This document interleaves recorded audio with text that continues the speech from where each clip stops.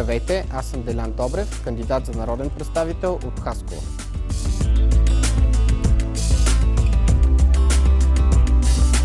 По професия съм икономист. Доказал съм, че си разбирам от работа. Работил съм по много европейски проекти, свързани с социални дейности, инвестиции, туризъм и трудова заетост. Роден съм, живея и работя в Хасково. Тук растат и децата ми. Като ваш народен представител ще направя всичко възможно живота в Хасково и региона да стане по-добър.